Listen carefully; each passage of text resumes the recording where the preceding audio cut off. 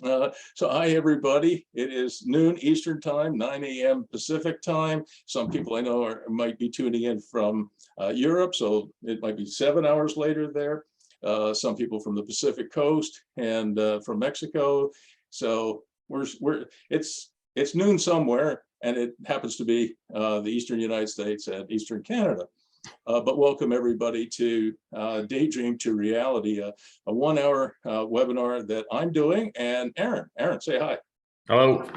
And what we're trying to get across today is something that is actually near and dear to me. And I was thinking about it today, Aaron, as I was getting ready for this, that I've actually built a few sort of Shangri-Las, a few getaways, a few hideaways in my career. And I think I'm going to do maybe one or two more. I mean, I'm getting a little bit older now, so I'm not sure how many more I've got in me, but at least one more and possibly two. So I'm going to share my screen with you guys. But before I do that, one of the things I'd ask you to do is, I think most of you know where the chat box is. So if I say anything or Aaron says anything that leads you to a question, please just type it into the chat box. Aaron, while I'm speaking, Aaron will look at the chat box and he'll interrupt me and say, hey, Bruce, we got a question from Andrew or from Kevin or Sean or whoever.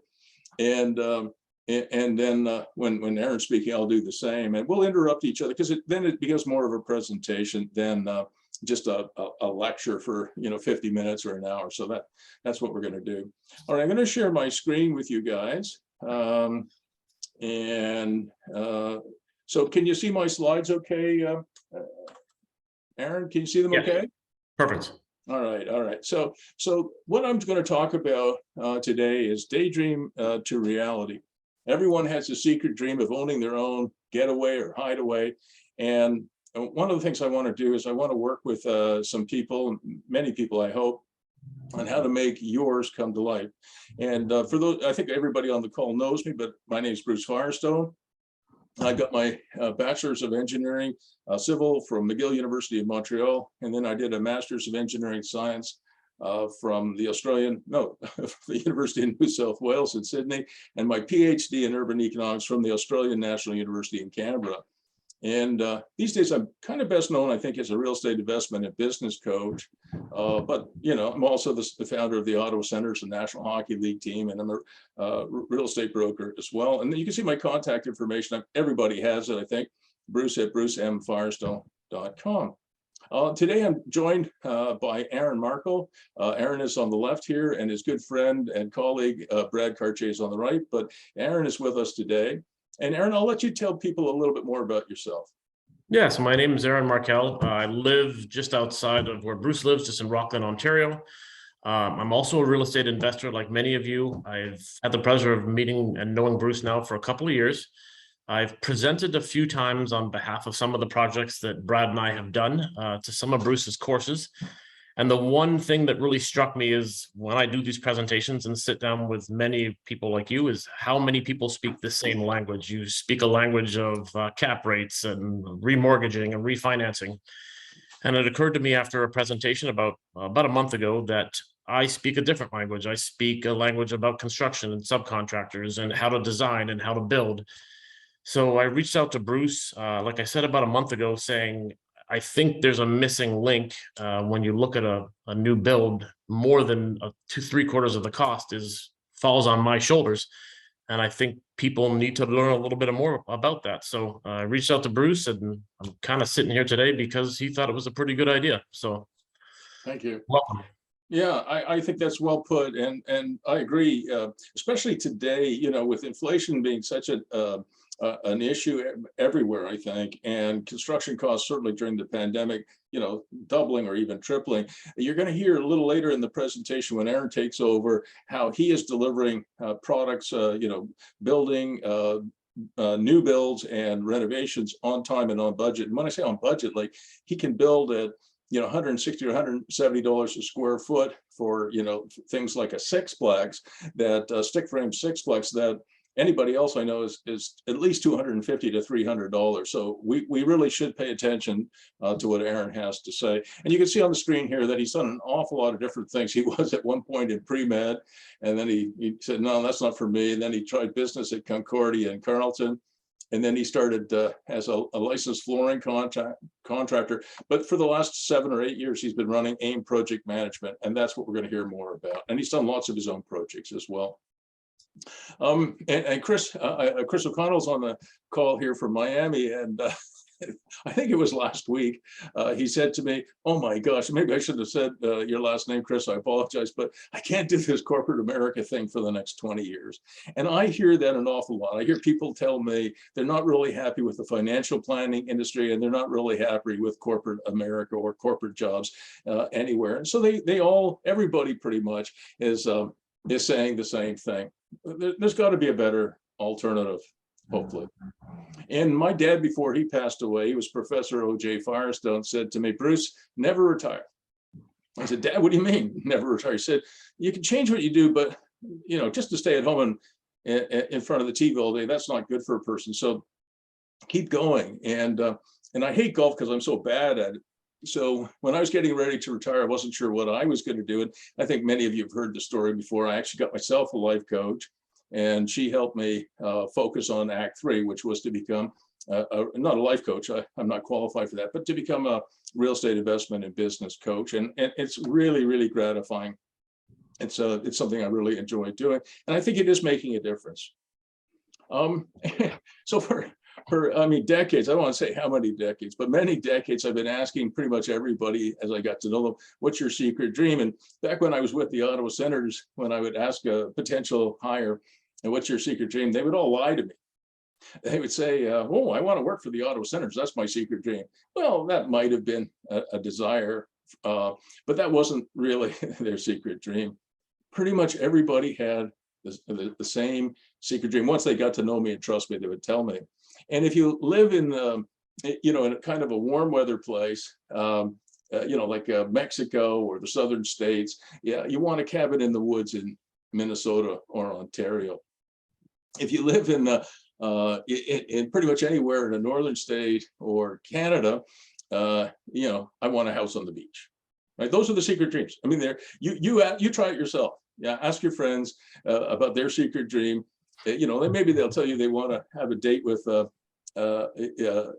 supermodel, but really their dream is they want a house on the beach or a cabin in the woods, and maybe the supermodel too. And Frank Capra caught this, I think. Now, many of you would never have heard this film. This is not as well known as, say, It's a Wonderful Life. But Frank Capra, he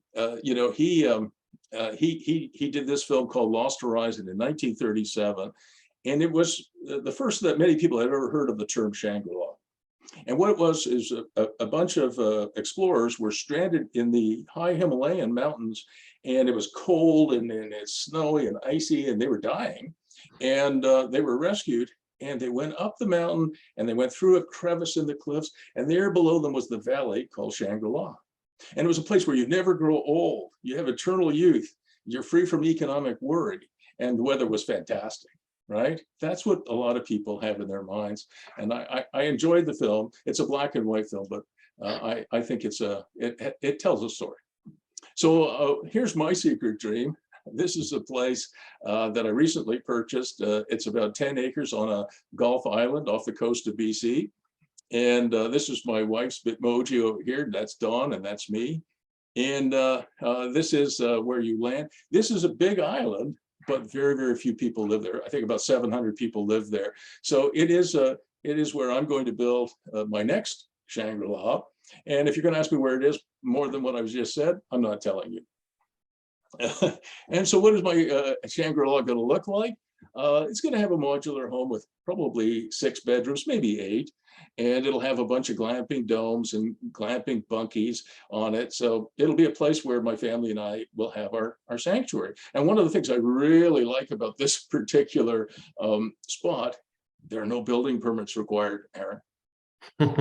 None. The island trust that runs this island, they don't want to take any responsibility for building. So if you build something and it falls on your head, too bad, Bruce. It's up to you. Now, I'll meet the building code, of course, but nevertheless, that's where it's going to be. And that's one of the advantages. So here's me on the island during the summer.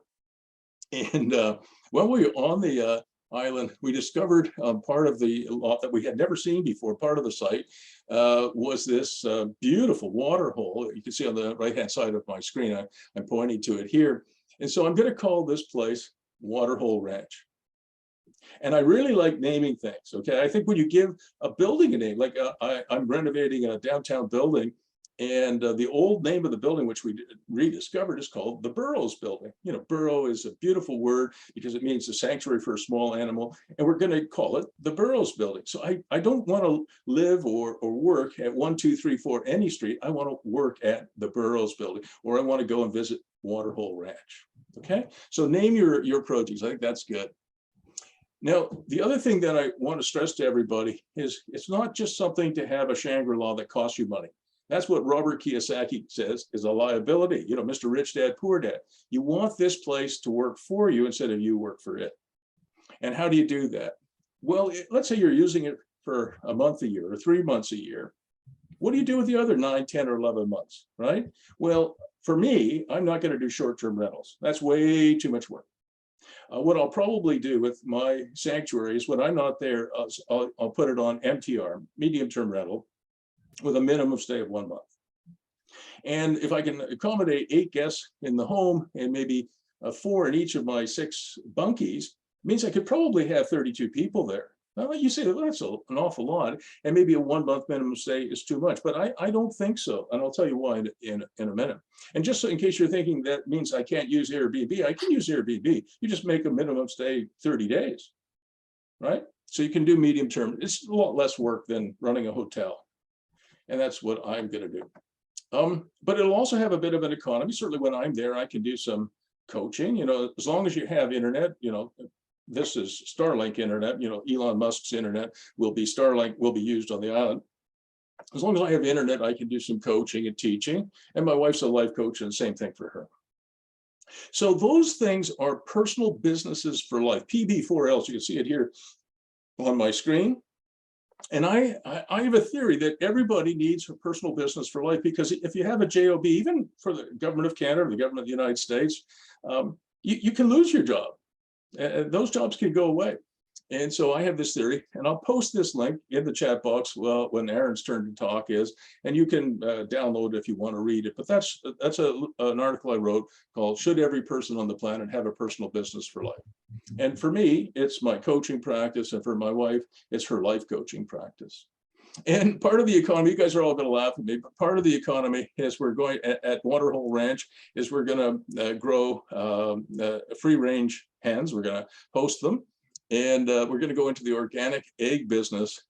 It's amazing. The reason we're doing this is that my oldest son is an urban farmer. His name is Andrew, and you can get a price at 3 times what you can get for a store-bought egg if you have free range and organic eggs. So that's what we're going to do. So, you know, Waterhole Ranch will actually live up to its name, I hope. It's very important to give your sanctuary some differentiated value and a real economy. DV stands for differentiated value. Here's another one. I coached this individual. This is an architect, a fairly elderly individual who had fallen on hard times, and wasn't sure what to do next. And I asked him what are his skills, and he said to me, well, I don't, other than architecture, which has been a lifelong practice, you know, not really anything else. But it turned out he did have something else, another skill to share, which was sweat lodge training. And you can see it here on the screen. I actually helped him build this thing. I didn't do very much, but I helped him build this thing. And what it is you go inside, you pull the blankets down, the rocks are heated, and you go in there and there's a ceremony and some drumming, and you sweat out all the modern poisons, however long you could stand it for. And I said to this individual, I said, you know, this is a great skill. Why don't you teach this? You could charge for that. And he said, Bruce, there's 30,000 years of lore surrounding sweat lodge training, and it has to be free. I cannot charge for that. So I said, aha, how about we put 8 glamping sites around that? You could charge for that. And he can make about $125,000 a year doing that. So the training is free, but the glamping costs money. I don't know if that makes sense, but that's what he's doing.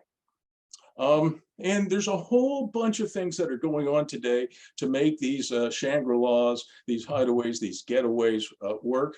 You can see one here. This is run by Chris Cochran, Whispering Springs. I think, Aaron, you've been there? Yes, we stayed in that unit. It's fantastic. Did you enjoy it? Amazing. Absolutely amazing. Yeah. And so they do glamping, but they do, weddings. I think weddings now are their biggest part of their business, right? Yep, about 100 a year, from my understanding. Wow. And so you can, these are beautiful tree houses, and it only runs, this is what I love, it only runs in warm weather months. This is Ontario, so May to September. And that means, Chris and his beautiful wife and kids can party and go south for the rest of the winter, which is great. But there's all kinds of things that you can do. Another one of my clients who's a skateboard, maven, he's going to create something, his own Shangri-La, which will be a skateboard heaven. But you can read on my slide here, there's all kinds of ideas. And something that the developer of the BC island told me about is that if somebody comes to this particular island and has any kind of a trade skill, heating, ventilation, air conditioning, solar, septic, a handyman, laborer, roofer, contractor, any kind of skills, he or she will be super, super busy. So you can give your getaway, an economy, and that's really important. Here's another one that I just get such a kick out of these. This is a former architecture student of mine, Dominique, and her husband, Frank.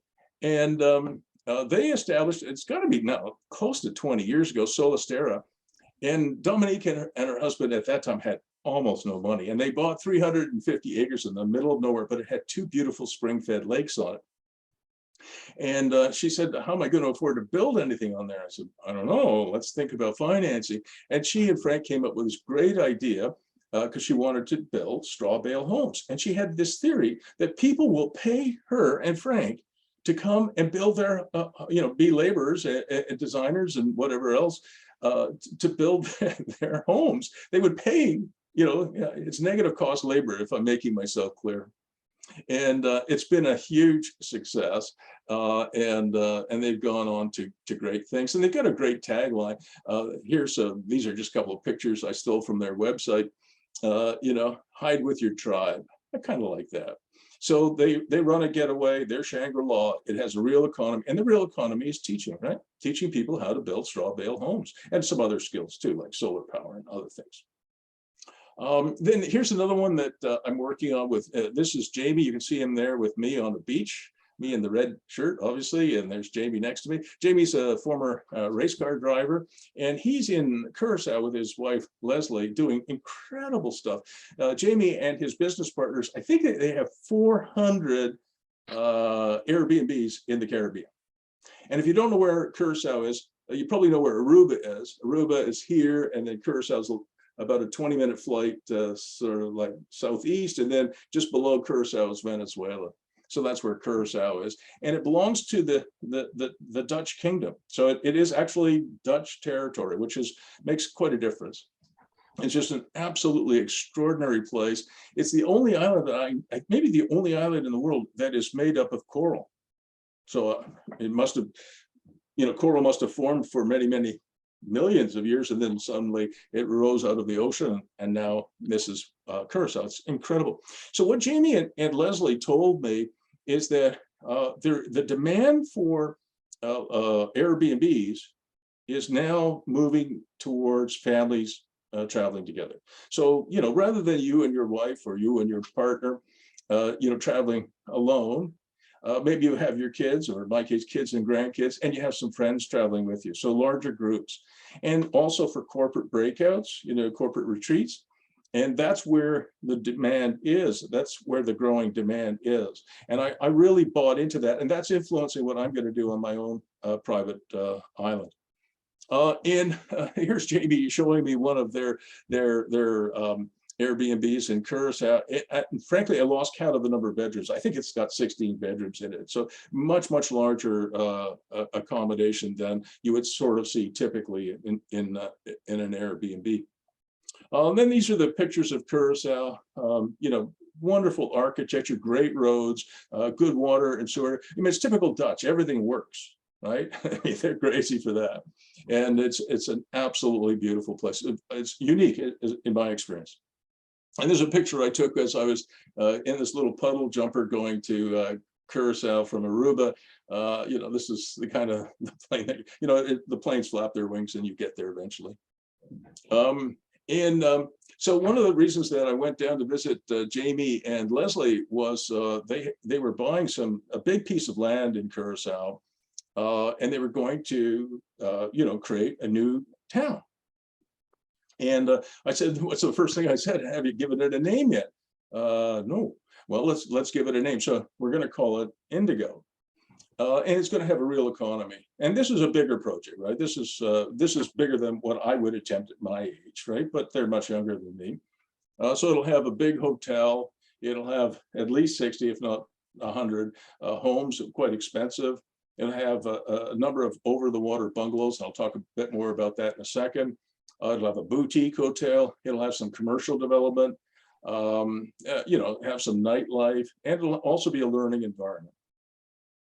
But I wanted to show you this. When you're naming something, try and make it a name that is authentic and is related to something. Indigo, it turns out, is a plant that grows in Curacao. And there was a huge trade in indigo in the 17th and 18th centuries because it was hard to get blue, right? So blue would come from the flower of the Curacao indigo plant, and you can see how beautiful it is. And, when I was developing the Canadian Tire Center, which is a 20,000 seat arena, we originally called it the Palladium. And that name lives on Palladium Drive, which goes right by the Canadian Tire Center. So name things, I like naming them, and I try and find a name that will stick. And these are the kind of facilities that I like. This is a food truck. I call it Food Truck City. And in Curacao, it opens at 9 p.m. because it's so hot in the day and closes at 4 a.m. Now, those hours probably wouldn't suit me because I'm probably getting up at 4 or 4:30. But, these are the kinds of things that are money makers and part of their economy. But here's the centerpiece of what they're doing. They're working with Philip, probably the world's leading designer of water parks. You can see him on the lower right with two of his daughters. And at the center of this thing that they're building, this new town, will be a Dutch designed water park, which will be, I think, really extraordinary. All right, moving on now. This is Terry Matthews, who's both a tech magnate and a real estate magnate. And he told me that these days, he makes more money from real estate than he does from tech. And I'll put this in the chat box too when Aaron takes over. He has 10 Terryisms, and everybody who follows Terry and listens to Terry, and he's worth listening to, pay close attention to the 10 Terryisms. And I just took one of them here and put it on the screen for you. Follow the fastest, least effort route to revenue. Whether you're in tech or real estate or anything else, follow the fastest, least effort route to revenue. And that has a certain relevance here. You'll see it in a minute. It's actually Sir Terence Matthews. He was knighted. He became the first Wales billionaire, first person ever born, Welsh person born to become a billionaire. It was pretty cool. So when we were talking about indigo, I said to Jamie and Leslie that I think the fastest route to revenues for them would be the over-the-water bungalow thing, which is an incredible, incredible industry. This is a picture I stole from Sandals, and they're charging $2,200 a night for these over-the-water bungalows. You get your own personal butler, you get your own personal water taxi service, but still, that's quite expensive, $2,200 a night. At least I think it is. But I said, imagine if you had 12 of these or 24 of those, that'll jumpstart your revenues in a hurry. And something else that I'm really keen to try, I haven't yet been able to convince anybody to try it in the States or in Canada, is flodges. Now, what the heck is a flodge? A flodge is not my term. It was come up by a client of mine came up with it. It's a floating lodge. He calls them flodges. And what are they? Well, you'll see a few pictures here. Oops, sorry. So, flodges are literally just tiny homes that are either on stilts or, are floating, and you can anchor them offshore of your cottage. So we could bring the over-the-water bungalow experience to the States and to Canada if somebody's willing to try this. And I'm really keen to try it, but I haven't found anybody willing to go that far. But you probably won't get $2,200 the way that a night the way that Sandals gets, but you might do quite well with it, I think. So we'd like to experiment with it, but I need to find a victim first. Here's another getaway that I'm working on with a client. This is in Florida. It's a tiny house town, and you can see the preliminary site plan on your screen here. It'll have about 96 tiny homes around a pond. And you know, the ponds are beautiful to look at in Florida, but not necessarily that useful. It is actually more fun to have a cabin in the woods in Minnesota or Ontario, or for that matter, Alberta or BC, because you don't have alligators in the ponds that I know of anyway. Maybe you have a few human alligators, but no real alligators. So you can look at the pond here, but that's about it. All right, was there anything in the chat box yet? Not yet, no. All right, so I'm going good, I think. So each of the sites will probably be about 5,000 or 6,000 square feet, which is plenty of room for a modular home or a tiny home, plus maybe a backyard mini office or something like that. And you know, everybody's going to ask me, or at least I hope they will, how do you finance you know, these Shangri-Las? And we're going to do a lot of work on that. But I'll show you one model that is really phenomenal. It's called the Park Bridge model. And Park Bridge is a company that went from 3 sites to, I think, over 100 in about 20 or 25 years. So there was a fabulous growth there, and probably has the best model that I've ever seen. So these are, the Park Bridge has, similar to what we're talking about with a tiny house town, they have modular home parks or cottage parks. And so you can see a modular home here and here and here. So how does it work? Well, this is the only model that I know of that has an infinite return, or pretty much close to infinite return. I'm not going to go through all the numbers on the screen. You know, I'll do that another time. But basically, here's what Park Bridge tries to do. They usually they buy an existing campground and convert it to a modular home park. And so they have to pay a certain amount of money to grandma and grandpa who've beavered away on their you know, campsite or campground for a generation or two. They buy it, and then it has some expansion possibilities. They renovate it. And so the cost of buying the property and the cost of renovating it and expanding it, putting in services, roads and sewer and water, or well and septic, internet, whatever else, what they try and do is they try and recover all of their costs incurred in buying the site and redeveloping it from the sale of modular homes. So think about that. If I bought a modular home from them and I bought one for 120,000, maybe their cost is 70,000, they made $50,000 on that. If their cost of buying the property and rehabilitating it and expanding it is $50,000 per site, means that basically their cost, and now their cost base is zero. And then they lease the land. They lease the land for $650 a month to maybe $1,600 a month. Where is that $1,600? That's in BC. BC is ridiculously expensive, but maybe it's $650 or $850 a month elsewhere. So from a 96 site development like that, you might be able to make $700,000 or $800,000, or maybe as much as 1.8 million if you might be in places like British Columbia, which is very expensive. And your cap rate, you can't even calculate it, because if your cost base is zero and you're making, you know, 800,000 or $1 million or whatever it is, and you divide that by zero, it's infinite, right? So that's a fantastic model. It's like, what is his name? Mr. Lightyear here or something like that, to infinity and beyond. So we went a little bit larger scale. I wanted to show you a few smaller scale projects. This one is in Merida, Mexico. I'm heading there in January, February. You'll hear more about that in a second. And this is an expat who lives in Merida. Merida is the capital of the Yucatan in Mexico. Her name is Diane, and she is right in the middle of what is a really fabulous historic city. You can sort of see here is Houston here, and New Orleans is here. And sort of if you go directly south from New Orleans across the Gulf of Mexico, you hit Merida.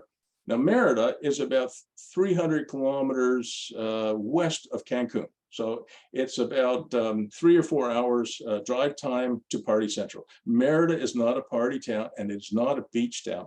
It's about 36 kilometers from the nearest beach, which is Progreso, and about 50 or 55 from Seasal, which is actually a nicer beach. So it's definitely not a beach town, and it's not a party place, but it has a lot of positives that I really like. As I mentioned, it's the capital of the Yucatan. And it's the ancient home of the Mayan people. They're wonderful people. They're peaceful people. They love kids, and it's really actually a pretty special place. You can see this is the cityscape of Merida. So the Mayan people, they were smart. They located their capital inland, so away from the worst of the hurricanes. It's got a beautiful climate. The city is actually about the size of Ottawa, Gatineau, 1.3 million. It's very peaceful, as I mentioned. And the rumor is that the cartels send their families to live there because it's safe. They sort of have an agreement. Merida's off limits, right? So there you go. So it is a cultural capital, many institutions there that are beautiful, museums, foodie center, music center, but it's definitely, as I said, not a beach town. And it's got quite a bit of industry too. And Forbes magazine ranked it as one of the 3 best cities in Mexico to live, invest, and do business there. So it's really quite something. So Diane is an expat, and she lives in this building here. And and most of the buildings in Merida don't look like much from the outside. They're all surrounded by high walls and gates, but inside they're quite beautiful. I think you'll see that in a minute. And again, Diane says there really are no building permits here in Merida. It's like the island off the coast of BC, no building permits. And this is Diane's place, the beautiful dining room, sitting room, kitchen. This is Dawn sitting there. You'll see a little bit more. And you know, when you get there, you realize there are no windows. There's screens, but there are no windows because you don't need heating and you don't need air conditioning. This is a 2-bedroom place, bedroom A, bedroom B. And this is her backyard. Diane has a fabulous backyard. I think she was trained as a landscape architect, and she finds lots of work to do on that. And there's a lap pool here, so you can swim up and down as often as you want. And you can see, look at the walls around the backyard. I don't know what they are, but they're probably 12 or 14 feet tall, and they give you total privacy. So if you wanted to swim without any clothes on, you can. I might have done that once or twice. But what's interesting about this particular thing is that Diane did not, she would fail in terms of the Shangri-La model that I'm talking about. Because I want you, if you develop one for yourself and your family, to make $10,000 a month or more from your hideaway, your getaway. And she makes some money, of course, from running her Airbnb, but she's nowhere near 10,000. But she could get a lot closer if she was more ambitious. And I did mention a few things to Diane, but you know, not everybody has the same intention that I have. Fairly, that's fair. But she had this beautiful indoor-outdoor space, which would be a perfect micro suite or studio apartment. She could have made a 3rd rental here. And she also has this spare lot. And behind, I said, Diane, what about this lot here? You could build more of everything here. And so she probably could get quite close to the $10,000 a month. You'll see on the next slide. So this is kind of an isometric view. This is her little studio apartment where she stays. This is her main Airbnb over here. This is where the other micro suite could go. And then this is the spare lot number 4 here, where she could develop quite a bit more income from it if she was ambitious. All right. So how do you turn, oh, look at that, how to turn. How do you turn your daydream into reality? Well, first of all, you have to have a dream, and you wouldn't be on this call if you didn't. And then you have to set goals, because if you don't have any goals, you won't get there, right? You know, you saw my email today. The longest journey is the one you never take the first step. And then you have to take action. So when I coach, I only am interested in coaching people who really want to take action, all right? And so if any of you are interested, Aaron and I are going to do a course in Merida live, because I'm sick of Zoom. I love Zoom, but I am sick of it. So we're going to be in Merida in February from the 7th to the 14th for a live training called Daydream to Reality. And what you do if you want to come study with us for a week, I mean, you're welcome to stay more than a week, but if you want to come and study for a week, is where's your getaway going to be? What is the economy going to look like for it? It's going to have an economy.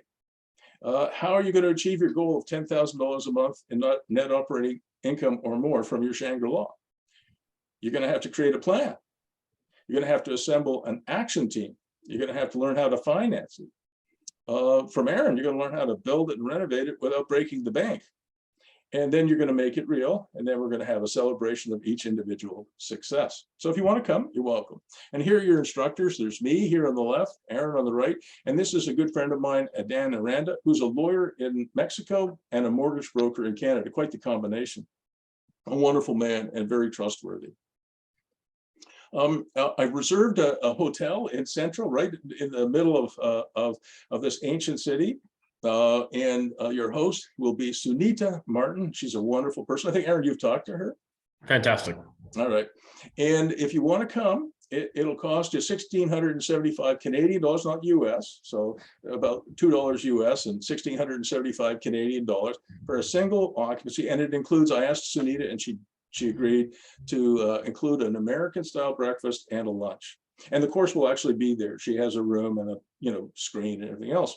So I have room for 12 students, and you're welcome to bring your plus ones, but Sunita will charge you something for that. I don't know what, but she'll charge you something if you bring a spouse, a life partner, whatever. All right, but it's a beautiful hotel. It's right in the center and lots to do. The weather in Merida will be slightly better than Ottawa. Well, a lot better. Daily highs are 30 to 32, and it's mostly sunny. With the occasional cloudy period and occasional rain. So 30 to 32 would be about 90 degrees Fahrenheit. So not like Florida weather in the summer, 104, but still quite warm and quite arid. So it's not as wet or humid as Florida. So beautiful weather. And what is and the course costs you money too.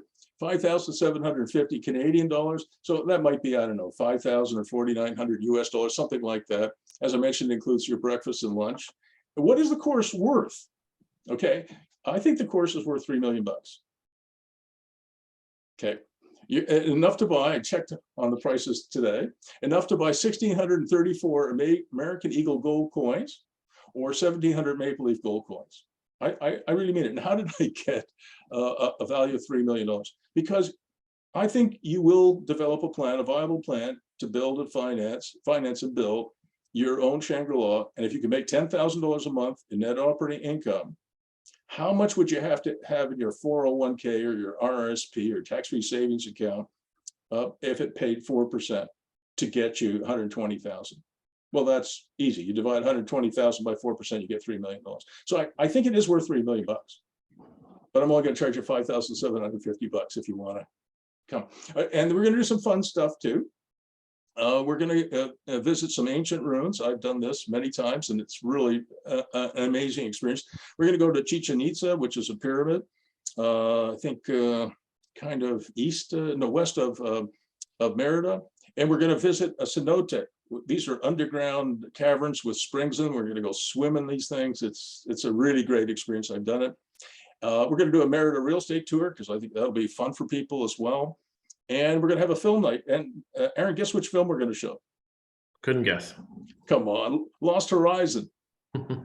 So we'll have a film night. But these are optional. If you don't want to do it, that's fine. So the course will start in the morning and go to the early afternoon. We'll have lunch, and then the rest of the afternoon and evening is yours, right? Except for the 2 tours and film night, which I'd like you to come to. And how do you sign up? There's a form that you have to fill in. There's a long link here. I don't expect you to remember that, but I'll put that in the Dropbox. If you want, you could download the form, fill it in and send it to me. Or if you can't figure out how to do that, just email me and I'll give you all the information you want. Bruce@brucemfirestone.com. And I got a very nice testimonial from Eva O'Grady. She's taken numerous real estate courses, including ones from the US that cost me tons of money, in the tens of thousands of dollars. But I gained very little knowledge that I could easily apply. And since I started studying with Prof. Bruce, I've learned more from his courses than all the other courses combined. So that was a very nice thing for her to say, and I didn't pay her for it. All right, so enough of that. So I will put some stuff in the chat box now, but I'm going to first stop sharing my screen, and I'm going to boot up Aaron's slides because he's got some really important things that he's working on that he'll share with you. So let me see if I can do that without screwing up. So give me 1 second, you guys. All right, this is, I think, the right slide deck. And I'll share my screen one more time. And I appreciate everybody listening to me. You know, I can go on forever, so I'm glad that I've kind of finished here. So here, there we go. All right, Aaron, over to you. Amazing. Thank you, Bruce, for taking care of this. I'm technologically not fantastic. I'm a builder first and pretty lousy at some of this other stuff. So again, my name's Aaron Markel. My core business is AIM Project Management. I've been doing it for several years. We'll kind of go through who and what I am. If we can jump to the next slide there, Bruce. I personally have over 27 years of experience. I've done commercial, I've done residential. I actually have dabbled in industrial for a little while. And I currently, well, we'll get to a little bit later, but I will be opening my own design shop as well. So I'll be doing my own plans. I'm not sure if I even mentioned that to you, Bruce, but I've hired an engineer and I'll be moving into the design phase of this business as well. I have many certifications and licenses. I didn't want to put them all up there. I've owned and own several companies and have really been exposed to all the different varieties of the trades that exist when you build a home. And I've actually done a lot of the work myself. I made it a point very early on to not only be able to talk about things, but actually have some hands-on experience. So the life experience really matters. When I talk, it's because I've actually swung the hammer or installed the window, or things like that really matter to me in my business. Some of the bigger things I've done over the last several years, I've built and or remodeled 4 embassies. I've remodeled 3 or 4 several large high rises in downtown Ottawa. My personal favorite is I rebuilt which is now the Heritage Canada building. It's Billy Bishop. He was the World War I flying ace. I rebuilt the entire building under heritage designation, which was challenging but really fulfilling. I own and have built 2 microbreweries. I've done several cottages, which really ties into kind of what we're talking about today. I do additions, custom builds. I've even built a couple of indoor pools. So a lot of stuff along the lines of where Bruce is moving this course towards. Just a couple of highlights of like what my company and I are doing now. I am an owner and an investor in 4 units in Rockland, in the town that I live in. They're multi-family. We have 2 6s, a 5 and an 8. 1 is almost finished and 2 more will be started within hopefully the next 3 months.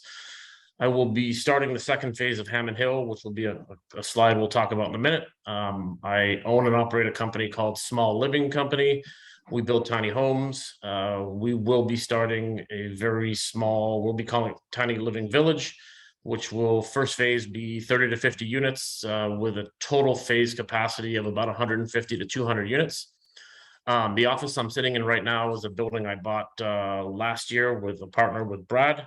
My wife runs a medical clinic in the basement, which I built for her, and we'll be building the first hot yoga and yoga studio in Rockland, just on my right, actually. And probably one of my cool pet projects. I was approached by the mayor and a few people of city council of Rockland, and there might be an interesting project coming up to renovate an actual old train station. So that one I just think is really neat. I like the experience kind of construction. So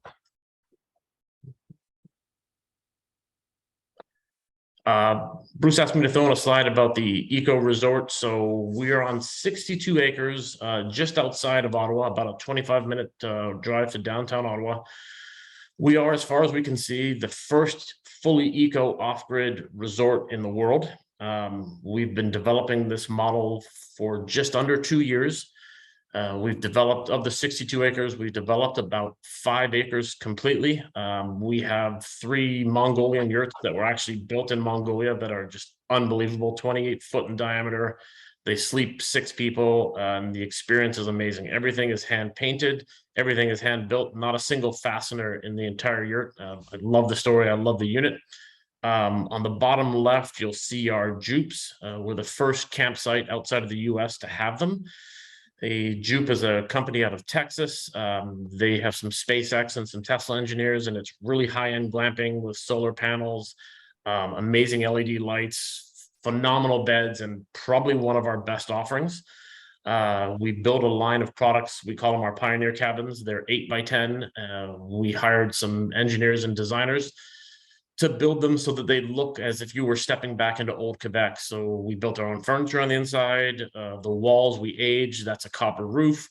We really wanted to give you that really off-grid experience. There's no power in them. There's no water. We wanted you to kind of step back in time, and we rent a box of goodies that has old style cast iron pans and cooking equipment. And so you'd kind of go back to what it would have been like living 200 years ago. And the amazing part is there are no amenities inside the homes, and they're probably our most popular offering. The top right-hand picture, I got my license to marry people this year. I thought it would be really neat. We built 2 wedding chapels on the hill. I personally conducted 3 weddings on the hill myself. One of the great business models is we rent out the entire hill when we do it. So we know we have guaranteed income, and usually we're just exposing all these new people to the hill who've never been there before. We have several campsites. I built my own lake. We built a beach. We're associated with the brewery that I own, so we have a licensed beer garden. We have all the different sports, the volleyball, the soccer, all that kind of stuff.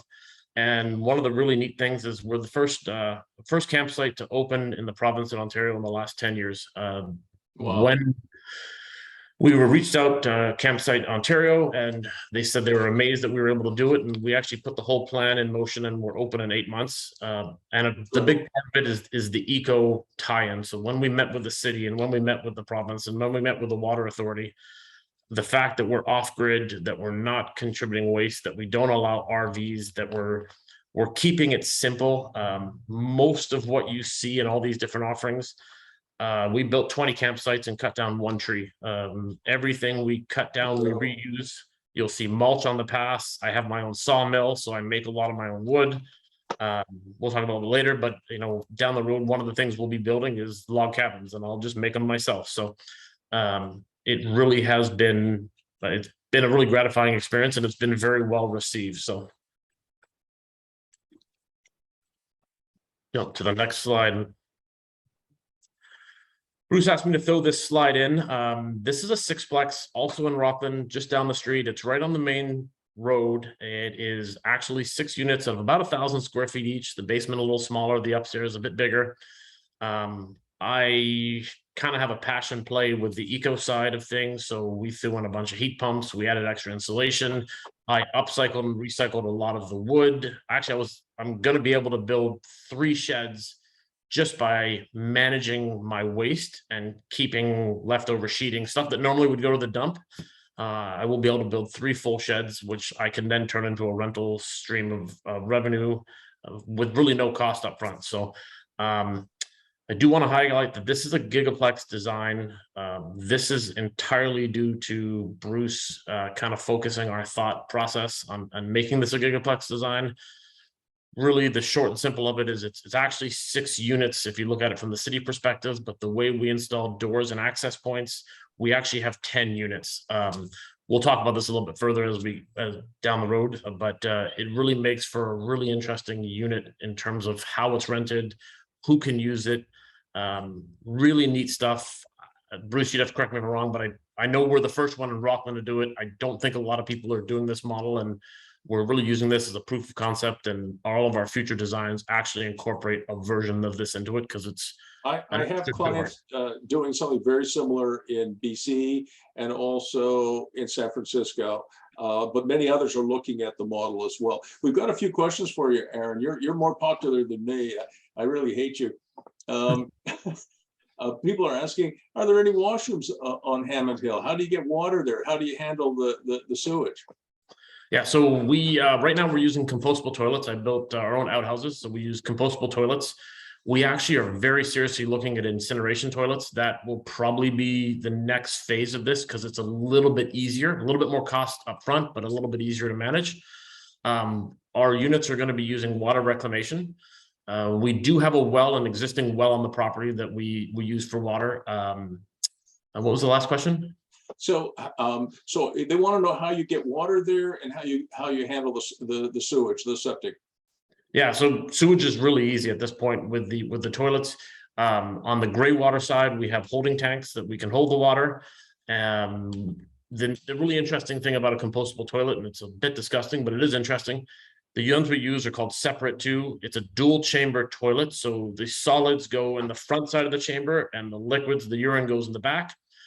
Urine is 99% compostable. There's really no harm to the environment. So then it can just run through a regular weeping system. The solids, it uses a very small fan. The solids get dried out, and without the presence of urine in the solids, the odor is minimal and they dry out once a month, once every 2 months. I've been told that it can be used as compost in a garden. I don't know that I would do that, but it just comes out in a little bag and it can be thrown away or composted if you really choose to. That wouldn't be what I would do, but yeah. So a couple other questions. Do you mind if I keep No, fire away. a few more at you? Karina asks, how do you build for $166 a square foot when everyone else is like $250? And Karina, just so you know, my youngest son Matthew is working on I think a 30-story residential concrete tower, $550 to $600 a square foot all in. So how are you doing it at 166? That's a great question, Karina. Yeah, so what has happened here, and the next slide will explain it a bit better, but I was approached by 3 investors that have their own real estate business. Blair Capital, top right-hand side. I had actually built Brad Cartier's basement, and that's how we met. He's an investor in my brewery. We have a lot of aligned businesses.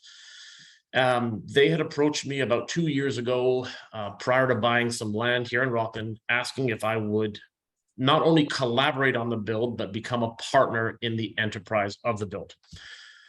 What that meant for me, and the difficulty is convincing a guy like me that he'll take a little bit of significant less money up front, but make more back-end money and more long-term revenue.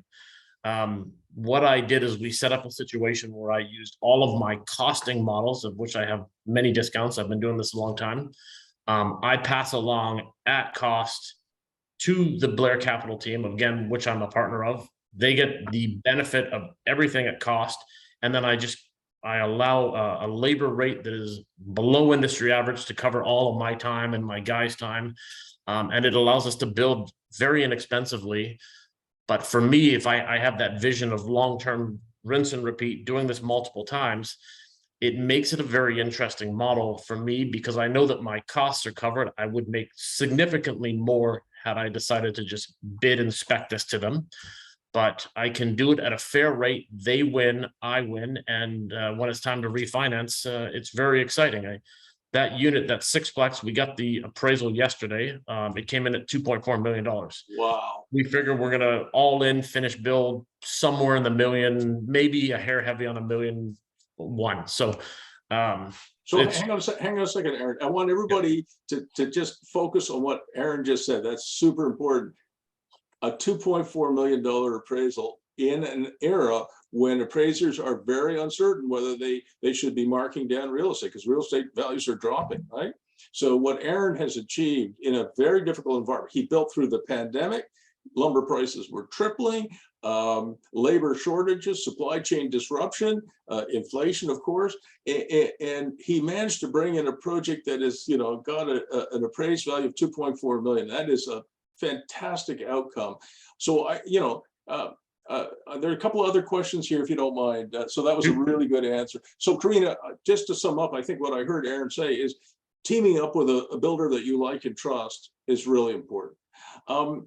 So Andrew asked, what are the average cost to build a flodge? So what I think, well, we haven't built one yet, so we don't know. But what I think you're going to end up doing is you're going to end up with one of these modular homes that somebody like Aaron would build, and you put it on a barge, basically. That's what you're doing. So whatever the cost of the barge is, some of these barges are 40 or 50 grand, and you can put really heavy stuff on them, and then you put a tiny home, and then you would do a lot of the same sort of stuff that with composting toilets and others. You're obviously not flushing your sewage into the lake. That you don't want to do it, the river. So we don't really know, and that's why I think nobody's yet committed to it. There's a couple of other things. Aaron, somebody has asked, I think it was Jason asked, could he arrange a tour? Would it be okay with you if I put your email and cell number in the chat box and shared that with everybody? Absolutely. And as we get into two things, as it pertains to the flodge, I actually am working on a design to do on our lake. I'd like to do a floating bar. So my Oh, current wow. design is like a swim up bar kind of idea that you would see down south. Yeah. Current design is actually to use a pontoon boat. Pontoons are super buoyant. Yeah. They're very easy to find, just the pontoons themselves, because when the boats get dismantled, and they're very easy to fix. It's a simple welding job. Yeah. So I actually think there's some pretty unique ways to build this flodge at very low cost, but we digress. So to answer the question, I don't know, but I bet you Aaron will know, and it won't take very long. So that's great. Thanks for, I mean, I just learned something new. Thank you for that, Aaron. All right, so let's go back to the slide now. Yeah, so I own about 10 businesses total, but I try to put the ones that are the most pertinent to the different real estate stuff. Hammond Hill, if anyone wants to come see it, absolutely, we'll arrange a tour. What's really neat about the first three on the side is they're all in the same location. So when I do my tours, we can go to the brewery, you can tour the brewery, we can have a beer, which makes all the tours better. I also own a pizza oven on the same site, so we can have wood-fired pizza if you really want. We have a 2,000 square foot indoor showroom with 3 pre-built tiny homes, which is where our designer sets up. So if you wanted to come through and design a home, you could come through and design a home. So those 3 make it a very interesting tour. And then we just jump in the car, 5 minutes up the hill. We can walk the hill. Some of the stuff I didn't mention we'll be doing in the winter. We're going to look at skating in the woods. We're looking at big ice rinks. We're really going to set it up as a year-round facility. If you're not from our area, we were hit by that really big storm in May. The hill lost about 5,000 trees, almost 11 acres of property. We're in the process of a complete realigned rebuild. This will be the first winter we're not open, except for skidoos and skating. But from the ashes will come a much better plan. So happy to tour anyone up there. I also own a rental company. I have about 10 fully outfitted trailers. I rent a lot of it to my own businesses because it kind of makes sense. I mentioned Blair Capital. There's the units that we own, 4 or 5 buildings in Rockland that we're going to be building. I'm a wedding officiant just because. And then my core business has always been in project management. So we can jump. Bruce asked me what my little piece of heaven was. So my mom's a Trini. She's from Trinidad. This is a picture of Maracas Beach. I almost drowned here when I was like 8 years old. Amazing beach, great waves. My actual family, the family name is Tardier. We own an island that's probably just off in the distance of this picture. The Tardier has owned it for hundreds and hundreds of years. So I kind of have this vision that at some point, if Trinidad becomes a little safer, I'd love to go back and jump into the next slide and kind of build what I'm kind of thinking of. I'm kind of down with the tiny home eco concept, but I'd like to do it Caribbean style. I think it's really fun. I think the colors are amazing. The vibe, some food, the music. At some point, I will build this tiny home resort. Ideally, it's in my mom's country, but it doesn't necessarily have to be because the model is very unique.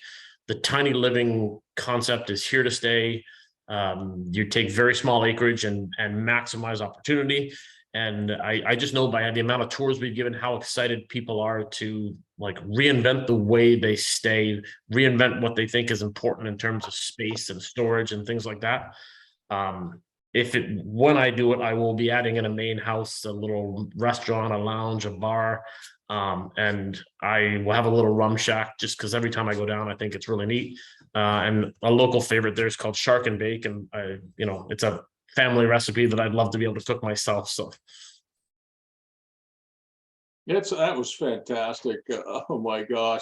And we're just we got 2 more minutes. That was a fantastic summary, Aaron, unbelievable. And you got way more questions than I did. So you were a big hit, brother. So listen, everybody, if you want to come to Merida with Aaron and me and ADAN in February, you can copy the link out of the form out of the chat box. And that would be great. And if not, I hope you learned something today. And I'm going to end this with one comment, and that is, that we're headed into a very difficult period for the next 24 months, maybe a bit longer. But I think the next 24 months are going to be difficult. I have a triplex where my mortgage came up for renewal after 3 years. And it was 2 weeks ago, I opened up the email or the package from the mortgage company. I had a mortgage, I think it was at 3%. The renewal rate was 7.39%. I just about fell off my chair. But here's the problem that we face. You can't sell real estate right now with real estate values dropping. Interest rates are going up, selling cap rates are going up, which means prices are coming down. So the only thing that you can do, we're in a box, we're in a trap, all of us as real estate investors. The only thing that you can do, well, for the next 2 years is A, hang on, and B, look for ways to either increase your revenues or decrease your costs. And I don't have to tell you guys, costs are downward sticky. They're harder to cut your costs than, what are you going to do? You're going to change interest rates? You're going to change the price of natural gas? Probably not, right? We have no influence on those things. So really the only alternative we have is to look for ways to increase revenues. And some of the stuff that I teach, and a lot of it actually is called animation. It's how to raise revenues. But in terms of new development, that's where Aaron comes in, because he knows how to bring projects in on time, which saves you money, and on budget, and the budget is much lower than anybody else that I know. So you'll learn a lot from Aaron, and you'll learn something, I think, from me and also from ADAN. So if you're interested, certainly come on in and join us in Merida in February. And I'm so glad everybody made time for me on this Saturday, and for Aaron, from all of us, see you. Bye, guys, and thank you again. Thanks, Aaron. Bye, thank you. Thank Bye-bye. you. Bye, Jessica. Bye. Thank you. See you later. Bye, Ruben. Bye, Mary Lou. Bye then. Hi, everyone. Thanks. Bye-bye. Thank you, Aaron. You're Yeah, welcome. Thank you. very much. Thanks a lot, Thank you, guys. Dale.